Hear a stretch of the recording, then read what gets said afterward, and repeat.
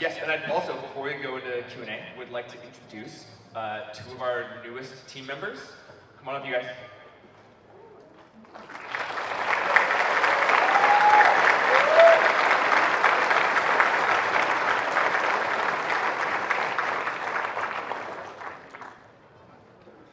Oh, hi.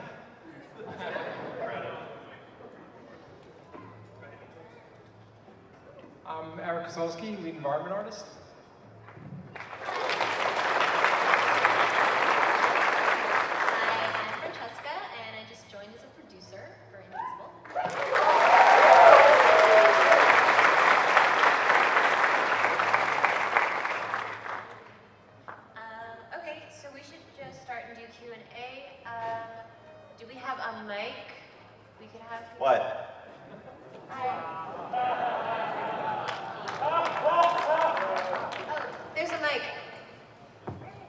Hello. Hi.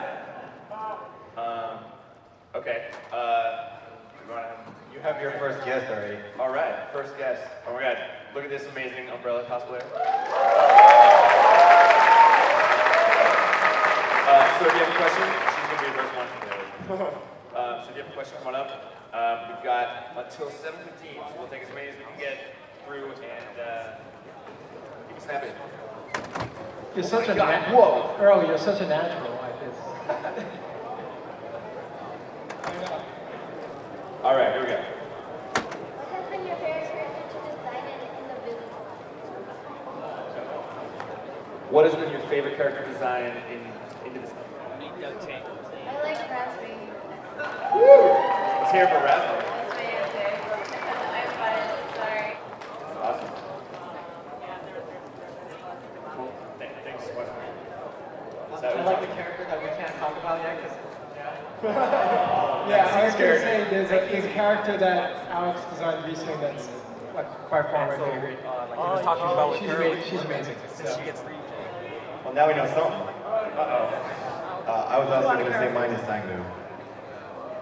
All right. I gotta ask, what girls have like the highest level of punch in any game I've seen? I know Indivisible has a different game, but we're still gonna have a good amount. I mean, so I just want to say, there's a difference between puns and memes. You can expect puns, you probably can't expect memes.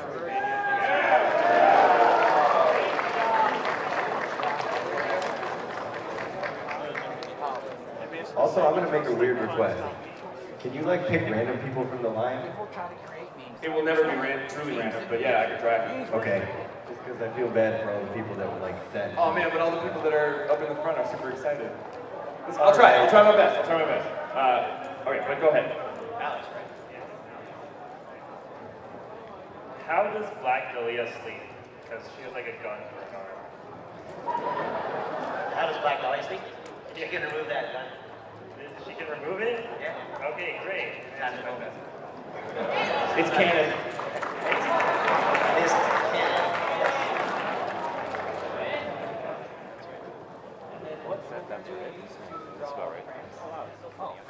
We at Lab Zero we all use Photoshop. It sucks. Don't use it. Like no, like it's great for drawing, but for animating, it's really not made for animating. If you're looking to animate, I would look at like there's TV Paint, there's Toon Boom, there's just Flash. There's a lot of better tools for animating. We use Photoshop just because we're kind of used to it. And I know even though we use Photoshop internally, a lot of our contract animators still use the other programs that are actually better for animating. All right, so in Metroid Zero Mission and Metroid, the games were heavily designed to be able to be beaten out of order or with low items or other stuff like that. But in games like Metroid Prime and Fusion, it's heavily designed so you have a very specific order you can go in, but you can get a lot of like side collectibles out of order. Was Indivisible going to be more like Zero Mission or more like Fusion? I would actually say Super Metroid out of those, but you didn't give me that as a choice. You are definitely not required to collect everything. For example, in the stuff I showed, slide jump is actually optional. Like, there are a bunch of abilities that she can get that you don't have to. So and I mean, since the only choices that you gave were Zero Mission or Fusion, Fusion is like, go here, do this, go here, do this, go here, do this. Like, there isn't actually a Metroid in there. So we're much more Metroid-y. It's less directed, and you can go back to all the other areas and discover stuff for yourself rather than like being told where to go next. Awesome. Gonna go random. I'll get you next. Don't worry. All right, let's go with it. So I, again, calling back to the Go-Go that you did.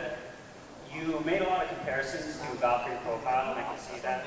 And I'd just like to address one of the problems that people had with Valkyrie profile back in the day, like back in the PlayStation era.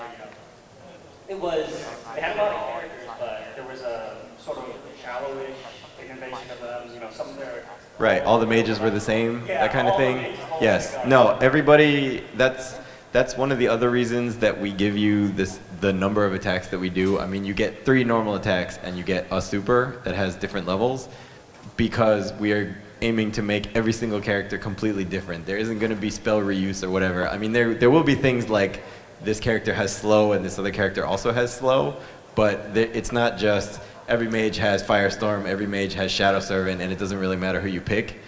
You also could have compared it to VP2, where like all the heavy warriors and everybody were all duplicates. Yeah, none of that. Every set of abilities is completely unique for that character. Well, it looks like you're going to keep your job then, huh? I don't know about that counts. Sick. You didn't make it in 30 seconds. All right, after this one, we're gonna start going random one back and forth. So it will be random and then, okay. All right, so you guys said that you're going to look into getting physical copies in the West. I'm just going to ask, I don't think it really needs to be asked, but with all these Vita games just being digital only that are coming out, is that just for the PS4 version, or is it for PS4, Vita, and I guess that's the only two ones you're really focusing on?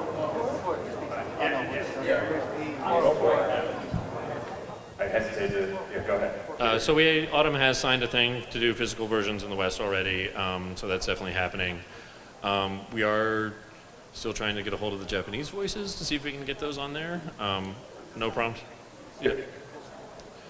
I believe we are planning to do Vita physical as well. Awesome. Okay, gonna run on this line. While he's finding a person, how many of you actually have a Vita? Wow, okay, never mind. They said the Vita's That was dead. really surprising. Awesome. I expected like this dude in the awesome suit, and that was it. I was wondering if any of the Skullgirls will make an like a cameo appearance in Indivisible. Annie was one. Yeah, Annie was one of our guest characters. She's a guest in the thing that we made both of, I guess. Yeah, and that's the only one that's planned for now. That's what I won't. Oh, will that mean the Indivisible characters being like works for quote unquote Skullgirls too? Oh, I don't know. I'm just going to answer that by saying that in the source art, Ajna is actually exactly the same size as Philia. So, no comment. Also keep in mind though, if we do that, it would be at the cost of some other Skullgirls character that we already wanted to put in. So, pick your battles. If I put her in Skullgirls 2, I would leave her hitboxes exactly the same. No vulnerable limbs, no nothing. She'd be a platform game character. Alright, we're going right in here. I see your hands. Alright, let's go here. My question was, will there be an updated prototype to play? I have a build for Anime Expo. That is the thing that I was just showing you. I'm gonna try. So, the short answer to that is it would be really easy to put this out for Windows only, but the renderer updates and everything else hasn't been ported to any other platform, Linux, Mac, PS4, nothing yet. So it depends on whether we can do that without everybody else getting mad. Who here would be mad if we put it out right now? Go for it. I do want to say though, we are hoping to have a backer-only beta out at the end of the year that would have a new area and some new incarnations. We're targeting the end of the year, so we'll see if we can hit that. But yeah, I mean, that's, you know, we want to get you guys more hands-on time with it, try out new characters, give feedback with the new mechanics and new movement and abilities and all that kind of good stuff. So, yeah, we're targeting the end of the year for a backer-only second beta. So in your funding page, you said that you were going to be including bonus characters such as like Shantae, Shovel Knight, and where's my Zubaz? I want my Zubaz! So when are you going to be starting work on one of those bonus characters as well? Especially if you're going to continue work on Indivisible.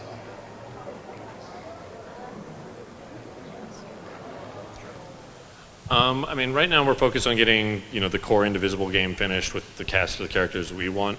I think right now the guest characters are likely to be like a post-release DLC. That'll probably Free. Free post-release DLC. So, you know, the idea being, you know, like, hey, I beat the game, and then you can come back and play it again with a bunch of crazy new characters from other games. Well, Zubaz was a boss, wasn't he? Zubaz was bought in. I mean, I don't know whether they bought it in coming. He was a boss. I thought he was a boss. I thought Zubaz was a boss. I thought Incarnation. Zubaz was a boss. Yeah. Well, I mean, if they bought him as a boss, then yeah, Zubaz as a boss. I'm glad Zubaz has fans. So I have two questions. One from my friend who's not here. Since somebody already asked about Ajna and Skullgirls 2, I'm going to ask, what about Ajna in Skullgirls Mobile? Yeah, I mean, I guess not to do the actual no comment thing, but in general, we're in the process of trying to go through and we know we want to go through and add new characters to Skullgirls Mobile. We're still in the process of figuring exactly what that cast would ultimately be. I don't know. I can't speak to anything as it relates to Well, Indivisible. I mean, from an actual development standpoint, she has way less than you need for a fighting game character because she's a platform game character. So it would be a bunch of extra work. That's not to say that there might not be extra work, but as of now, it's not just a straight port. And my question is, what made you decide to do like an RPG Metroidvania game instead of just making Skullgirls 2? Yeah, I mean, part of it was that we pitched a number of games after the original Skullgirls, like when we were trying to figure out what else to do to stay alive. And a particular company we pitched to asked if we had anything that was in the vein of Child of Light. So we looked up Child of Light and it said, like Valkyrie Profile, which turned out not to be the case. And so we came up with the gameplay part of this pitch and we combined it with another thing that Peter actually had for a long time. I've had 3 game types that I've always wanted to make. A fighting game was one, obviously. A Metroidvania was another one. And being able to combine that battle system with that gameplay is just something that we've never seen before. The other serious part of this answer is we'd never done it, so we don't know how hard it is. Well, I also want to say that I suck at Skullgirls. I'm really bad at fighting games, so I know for a bunch of us, we're actually all really excited that this is a genre that we all play and love. So now I can play our game. That's cool. Also, I could probably play Skullgirls Mobile, so that's something. Thank you very much. Thank you all so much. Thank you. Thank you. Give me one sec. I actually have a question for the room. So I got off the train this morning, and there were 2 people walking behind me that I don't think knew who I was that mentioned, was it the Berserk panels before this? And they said like, oh yeah, the Berserk panel and the Lab Zero panel are in a row. We're just going to stay for both of them and not move for a really long time. Are you guys actually here? Nice. They lied. All right. Hello.